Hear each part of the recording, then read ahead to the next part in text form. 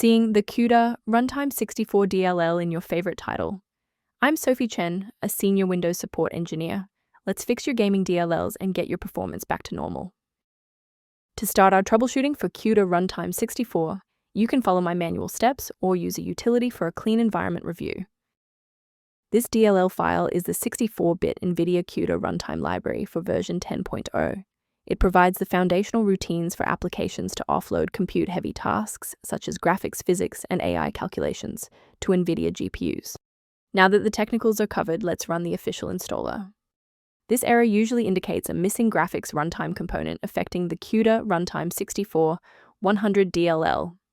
Reinstall the Microsoft DirectX end-user runtime to repair legacy DirectX-related DLLs, and update your graphics drivers if the file depends on OpenCL, OpenGL, or CUDA. If a standard reinstallation doesn't restore the library, we need to verify if the system environment is properly recognizing the new components.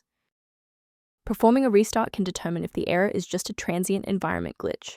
A reboot refreshes your system's path variables and can sometimes reestablish a broken link to the CUDA Runtime 64 file. Bookmark this video or click the like button now so that you have a shortcut back to this guide after your PC finishes restarting.